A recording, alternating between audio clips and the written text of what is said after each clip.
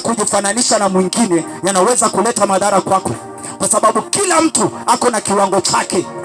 Hauwezi ukaruka ukaenda kiwango cha mwingine. Kiburi chako ukakataa kufundishwa, ukasema mimi naweza, ukataka kwenda kiwango kingine, yale kiburi kinaweza kukutandika. Alafu shetani kanakaaga, kana kungojea, kana kuangalia vizuri, alafu kisha toka kana kubomoa. Watu wengi walipotoka katika mkono wa baba wao wa kiroho, walienda na wakafa kiroho kwa sababu ya kiburi. Yaani shetani aliwajaza, toka, unaweza kukemea pepo, unaweza kung'oa, toka, unaweza kuomba, unaweza kusanya. Ulipotoka na ukadharau babako wa kiroho, baada ya kumdharau na ulipotoka na kuambia, matatizo nilianzaka kukusonga. Ulikuwa unaomba 1 hour, uliteleza mpaka sasa hivi unaomba 10 minutes, kwa sababu ya kiburi ilivyoingia kwako, yakaua kilicho ndani yako, nikakutenganisha na mapatano ya Mungu.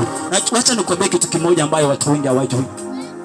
Wakati ambapo unafanya mahusiano mazuri na babako wa kiroho, unafanya mahusiano mazuri na Mungu.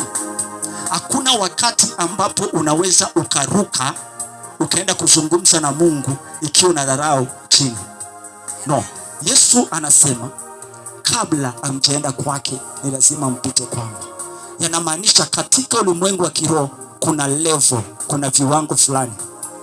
Ni lazima umheshimu ambaye Mungu alimweka kwa ajili ya kukulea kiroho. Na wakati ambapo unamheshimu, yule Roho Mtakatifu pia yeye anakuheshimu. Na mafuta ambayo ilikuwa ndani ya babako wa kiroho yanakufuata pia. Na yule Yesu anafanya makao ndani yako. Na sasa sauti yako kipaza, automatically yanapata upenyo. Kwa sababu sasa anga yako yanakuwa yako open.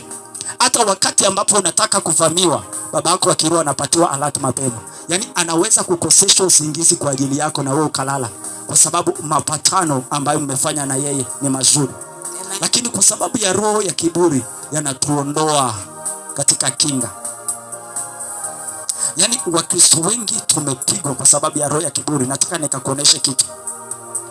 Unaweza ukaandaa vita kiroho na ukapigwa. Kwa sababu gani? Haukiangalia background yako jinsi ilivyo. Yaani falme za giza uwaga yako yameshajiami.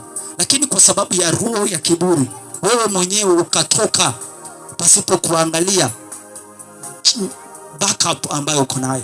Wakati ambapo unafanya mahusiano mazuri, unapata backup nzuri kiroho.